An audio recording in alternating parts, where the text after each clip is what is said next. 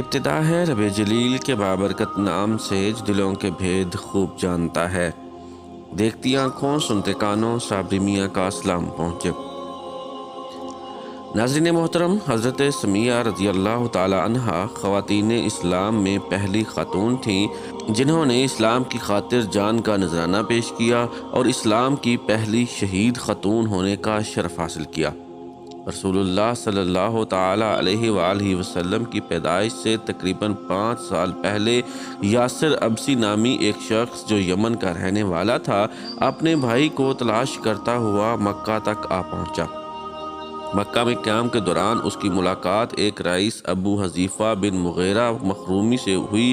ابو حذیفہ نے یاسر ابسی کے اخلاق و کردار سے متاثر ہو کر دوستی کا ہاتھ بڑھایا اور بہت جلد دونوں میں گہری دوستی ہو گئی۔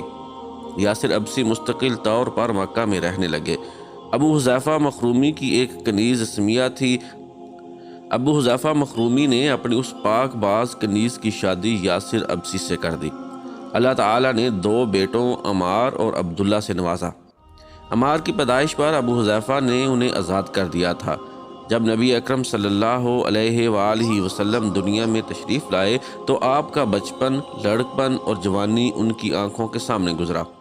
دونوں نبی اکرم صلی اللہ علیہ وآلہ وسلم کے اخلاق و کردار سے خوب واقف تھے۔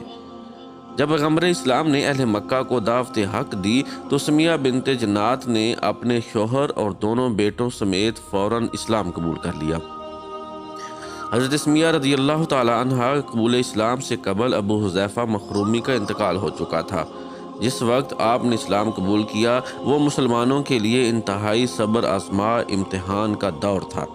جو شخص بھی مسلمان ہوتا مشرکین مکہ کے ایسے مظالم کا نشانہ بنتا جس کے تصور سے ہی انسان کانپ اٹھے۔ اسلام دشمنی میں اصل مکہ کے تعلق اور رشتے کا بھی لحاظ نہ رکھتے تھے۔ حضرت سمیہ رضی اللہ تعالی عنہ کا اسلام قبول کرنا اہل مکہ کو بہت ہی ناگوار گزرا۔ کفار مکہ نے آپ کو اسلام چھوڑ دینے کے لیے مجبور کیا، اس سلسلے میں لالچ بھی دیا اور ڈرایا دھمکایا بھی، لیکن آپ کو حق کے راستے سے ہٹانے میں ناکام رہے۔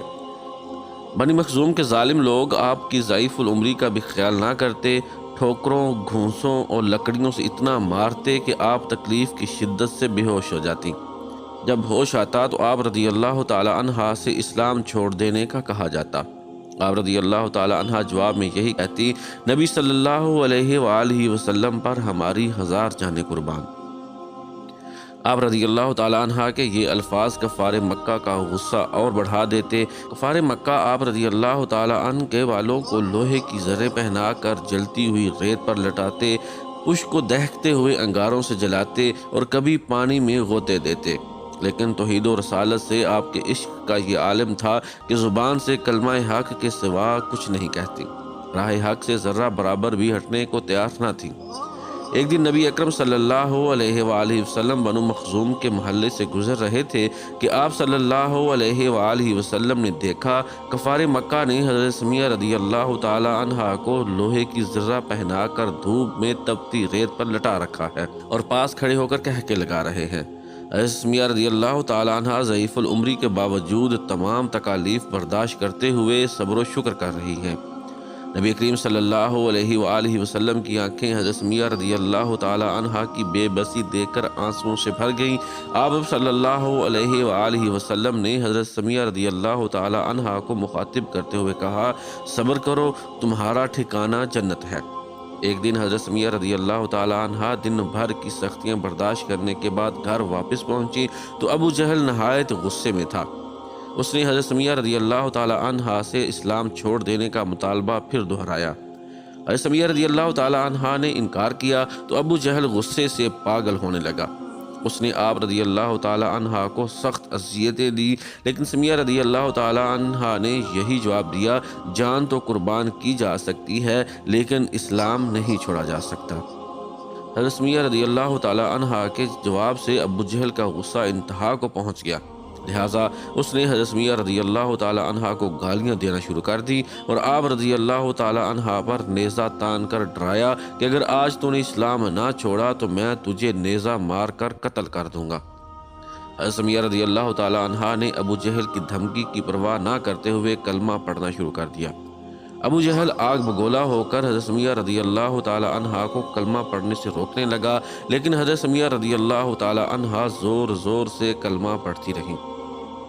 ابو جہل جب ہر کوشش میں ناکام ہو گیا اور اسے احساس ہوا کہ وہ حضرت سمیہ رضی اللہ تعالی عنہا کو اسلام چھوڑنے پر مجبور نہیں کر سکتا، تو اس نے پوری طاقت سے حضرت سمیہ رضی اللہ تعالی عنہا کو نیزہ مارا، جو آپ رضی اللہ تعالی عنہا کو ناف کے نیچے لگا۔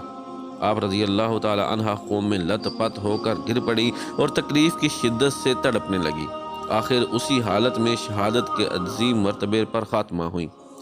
حضرت سمیہ رضی اللہ تعالی عنہا کی شہادت تاریخ اسلام کی پہلی دردناک شہادت تھی۔